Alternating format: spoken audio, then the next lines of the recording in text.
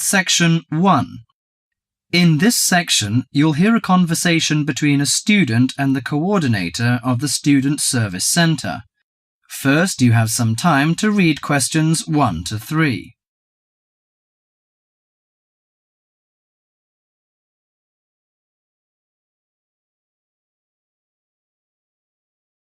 Now listen to the conversation and answer questions 1 to 3. Hi, sit down, please.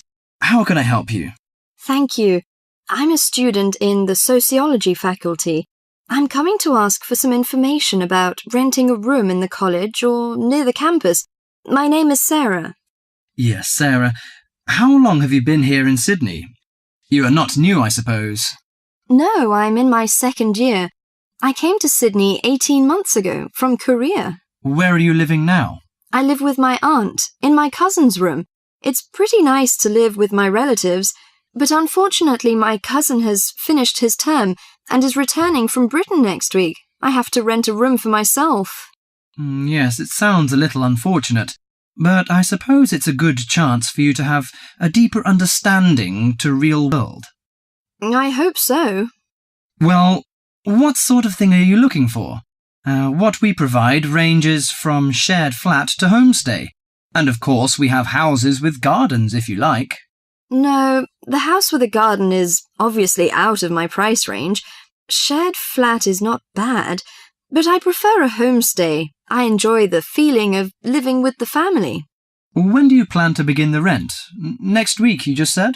No, my cousin is arriving by next week, so I hope to move out by this weekend. This weekend, okay. The main area we deal with is around the university. Around the university, aha. Do you have anything near the northern gate of the university? You know, the sociology faculty is near the northern gate.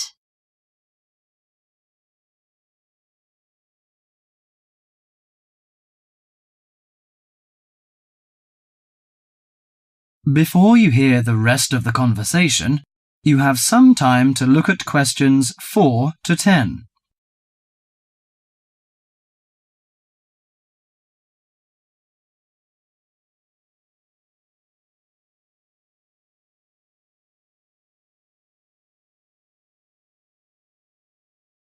Now listen to the conversation and answer questions 4 to 10. Yes, what sort of price are you thinking of? Well, could you give me some idea? You know, I have no experience of renting a room. I don't know what price is reasonable, but I hope it's not over $300. I see. Usually the homestay ranges from $180 per month. Only $180? Yes, to $350 depending on a number of different factors. What does it depend on? Well, obviously the quality of the house, the facilities and extra services. Oh, I don't care about the quality very much, as long as it's clean. As to the facilities, I want the room with the separate bathroom.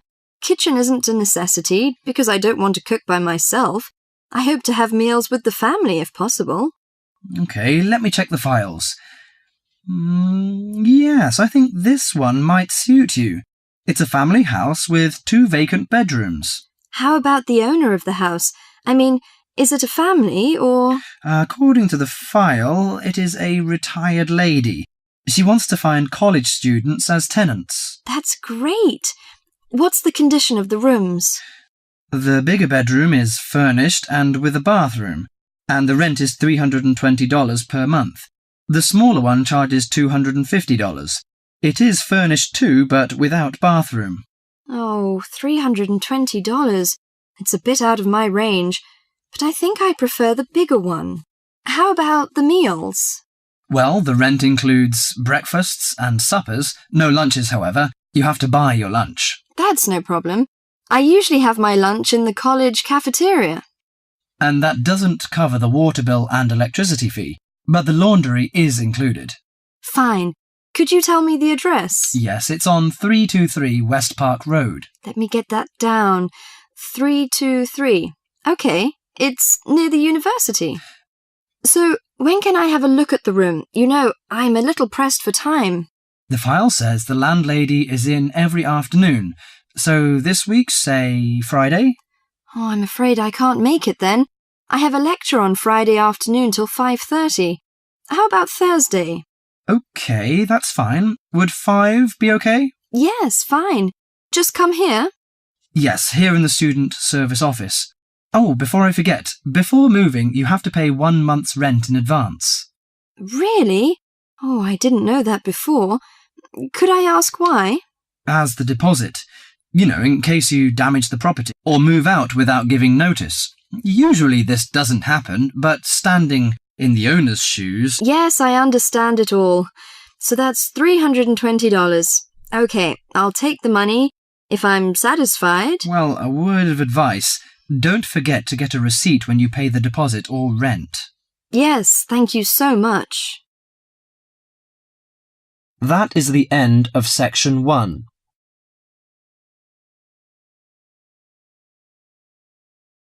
You now have half a minute to check your answers.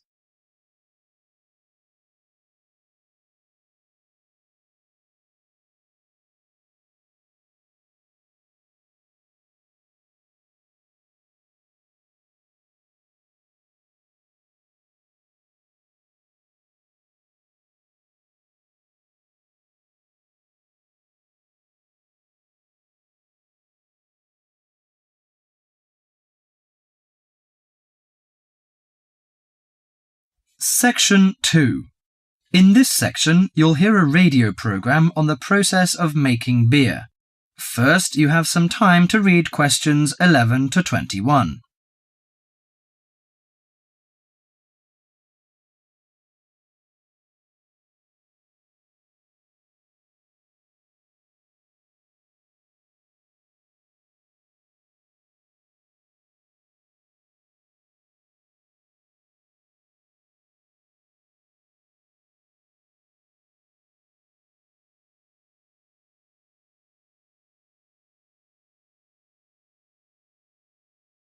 Now listen to the program carefully and answer questions 11 to 21.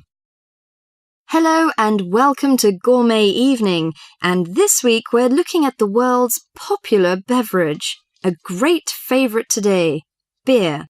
And in the studio to tell us all about it is Clark Maxwell. Beer is one of my personal favourite beverages, and I've got a number of facts, tips and trivia about beer to share with you. So, who invented beer and when? What is beer made of? Actually, historians are not entirely sure when beer was invented, but they guess that beer was created accidentally by early nomadic tribes roughly 10,000 years ago. The 4 primary ingredients are malt, hops, yeast and water. Malt, which gives the beer a sweet taste, is made from barley soaked in water until its husks open and sprout. The sprouts are then dried and crushed. The small flowers of the hops vine are added partly because they taste bitter, helping balance the sweetness of the malt. Hops prevent the growth of bacteria that can spoil beer. Yeast is responsible for fermentation, which creates the alcohol and carbonation. Beer makers sometimes use additives or substitutes for malt or hops. Substitutes such as corn or rice can make a beer lighter or cheaper to produce. Adding fruit gives beer a fruity taste. Beer is not high in alcohol, as we know. The lowest type, light beer, contains no more than 2% alcohol, and the highest may reach 6%. Other drinks such as wine are more alcoholic. Wine contains 8 to 20% alcohol. But that is not to say drinking beer is no danger at all. Like all alcoholic beverages, beer can make it difficult to drive and think clearly. Excessive drinking can also lead to liver damage, high blood pressure, stomach ulcers, and other health problems. However, beer also helps prevent some health problems when consumed in moderation. Beer contains a moderate number of vitamins and minerals. Studies have shown that small amounts of alcohol can reduce the risk of heart disease. Beer also contains selenium, a mineral that promotes bone growth. and helps reduce the risk of osteoporosis. I suppose many of you think beer can give you a beer belly, but you are mistaken. Genes determine how fat is deposited. No food or drink can create fat deposits in specific areas of the body. As with all foods, the more calories you consume, the more likely they are to be stored as fat and cause weight gain. Beer contains no fat and averages 150 calories per serving. Well, one more thing. Pay attention to the storage and containers of beer. They will affect its taste. It's a mistake that the taste of beer improves with age, like that of some wines. Beer is a food product that will eventually become stale. It should be stored in a cool, dark location before consumption. And the colour of a bottle can influence the flavour. Brown bottles block out light that reacts with the hops, which could damage the flavour. Green or clear bottles provide little or no protection from light damage. Do you know which country drinks the most beer? Although Britain is even on the list of big consumers, actually, the Czech Republic consumes the most beer, at 156 litres per person per year, followed by Ireland and Germany. That is the end of section 2.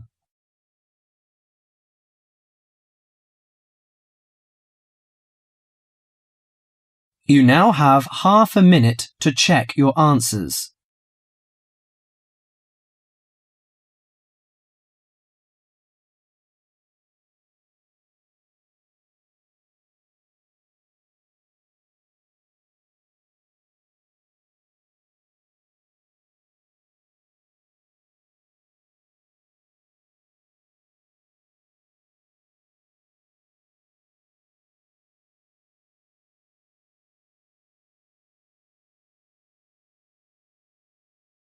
Section 3.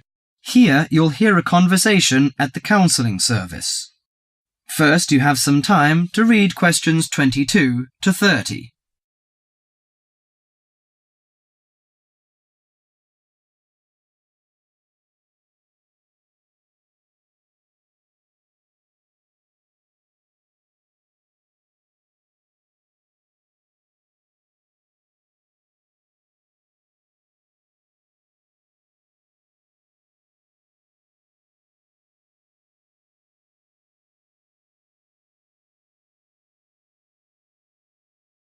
Now listen to the conversation and answer questions 22 to 30.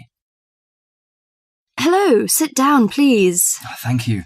Well, I heard about your counselling service from a friend, and I was really interested.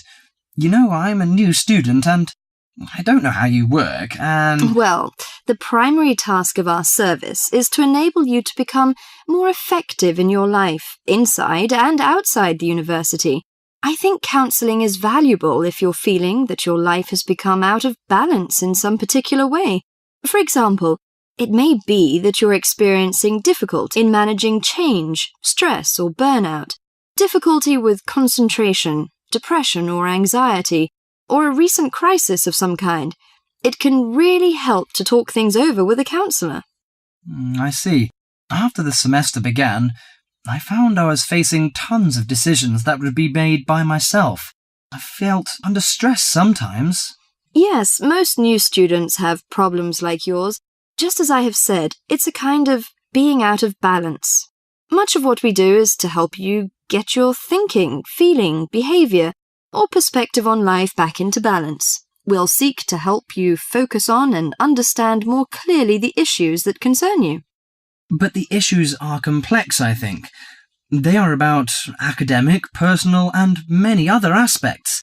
I don't know how you can help me to decide so many... Well, we don't decide. We just help. We'll respect your own values, choices, and lifestyle.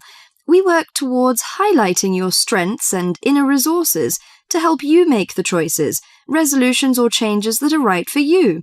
When you're feeling under pressure, it's easy to lose sight of the many strengths and inner resources that you have.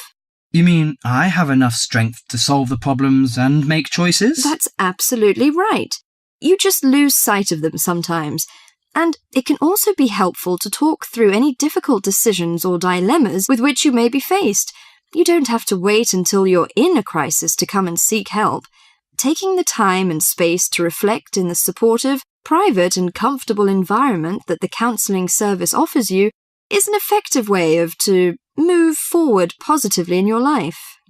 Is it possible if I prefer a separate waiting area? Yes.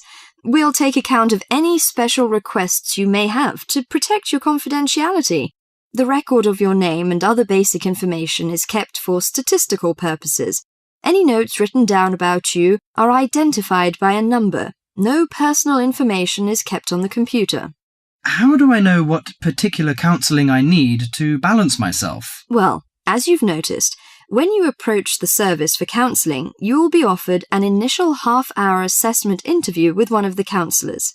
They can answer any questions you may have and help you to assess whether individual counselling is the best way forward for you. It is the initial assessment interview. If it is thought appropriate, a referral can be made to a variety of medical, therapeutic or psychiatric services in the community, or we can just begin weekly counselling sessions. How do I make an appointment if I need regular counselling? If you decide to proceed with regular counselling, you will be offered the first available appointment, often with a different counsellor. Each session would be for 50 minutes, and usually you would meet with your counsellor once a week. The average number of sessions that we see people is 5, but that can be extended. You can decide on your preferred time, early morning or late afternoon. It sounds pretty useful. I hope I can adapt to the new life with your help. You certainly will.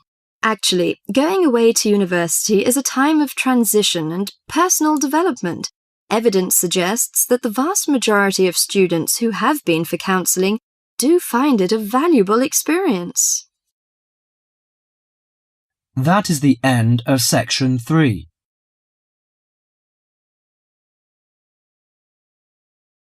You now have half a minute to check your answers.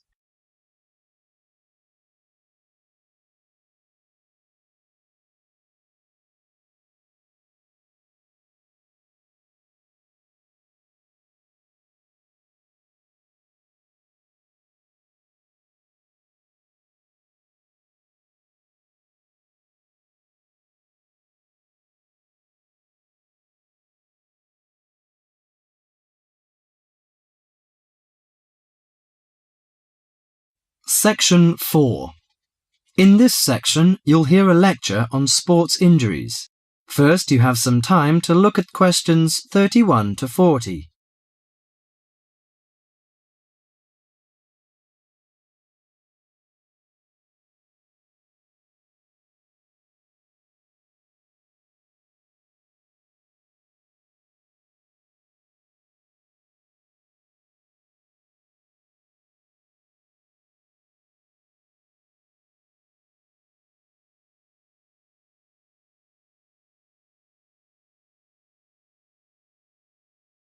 Now listen to the lecture carefully and answer questions 31 to 40. Morning everyone, and welcome to our regular lecture on health issues. This series of lectures is organised by the Students' Union. It's a great pleasure for me to welcome Mr. David Greenbaum, a physician in sports medicine, to come along and talk to us today. Thank you. You may doubt what good sports medicine can do to non-athletes like you college students. According to public assumptions, sports medicine doctors deal only with sporting injuries. But actually, we treat general joint problems experienced by average people more than treating people who hurt themselves by playing sports. So, whether you're an athlete or not, a sports medicine physician can help you start off every day on the right foot. If you are a college athlete or a sporty person, you must stay at the top of your game. But how do you maintain best physical fitness? You should be under the watchful eye of your sports team physician. Sports medicine doctors offer total care treatment, such as customized workouts, immediate care of injuries, and surgery when needed. A sports medicine doctor's training falls within the specialty of orthopedic surgery. As such, it focuses on the cartilage, ligaments, and muscles involved in your body's movement. So, how do injuries happen? Most of us take for granted the intricate interactions of our bones, muscles, and ligaments until they are damaged. When injured, these tissues can degenerate, causing your joints to ache and feel stiff. Even ordinary daily movements such as walking and bending may cause a sports injury through overuse. Furthermore, the normal wear and tear on your body's tissue may become more taxing as you age. To prevent such problems, especially as you begin a fitness exercise, your sports medicine doctor offers total care. This includes X-rays to identify potential trouble spots. Afterwards, he helps you set an exercise routine that fits your body's present condition. Do you know your joints? Your body's most complex structural feature is its joints. Your joints allow you to grasp, twist, sit, and even feed yourself. Repetitive motions, however, may lead to chronic overuse of the soft tissue connecting bones at the joints. This overuse can result in injuries such as tennis elbow or even carpal tunnel syndrome. A more severe type of injury occurs when you lose your balance, thereby putting a joint under abnormal stress. Worse still, you could suffer a bone fracture. When a traumatic injury happens, effective medical care is crucial. Improper treatment of any joint injury can cause permanent loss of flexibility and reoccurring joint pain. As quickly as possible, the doctor applies ice packs to your injury. Ice deters swelling and inflammation, so you feel less pain. After keeping it iced for the first 48 hours after injury, the doctor begins therapeutic exercise of your wounded joint. Recently, a new treatment for degenerating joints has been developed, which is a product called orthokin. The treatment involves combining healing proteins with a sample of the patient's own blood. The injured joint then receives an injection of the mixture. This new technology stimulates our own white blood cells to produce large quantities of protective protein. Our cells make this protein naturally, but not in sufficient amounts to protect the damaged cartilage in our joints. It also has the advantage of convenience and lack of side effects. Here are some suggestions on how to prevent sports injuries. Use appropriate protective equipment. Maintain proper lighting in the training area. Have adequate rest. Avoid alcohol and drugs in order to prevent injuries. Follow a regular fitness training program to improve overall coordination and endurance. Better endurance will absorb pressure and prevent injury. Perform adequate warm-up exercises before training or performance. Avoid performing sports or work when you are sick. Most injuries happen when one is fatigued. Avoid treatment by dubious health practitioners. Use of inappropriate massage, adjustment, and homemade medicine, often with steroids or other non-tested drugs, can cause more damage to the injury. That is the end of section 4.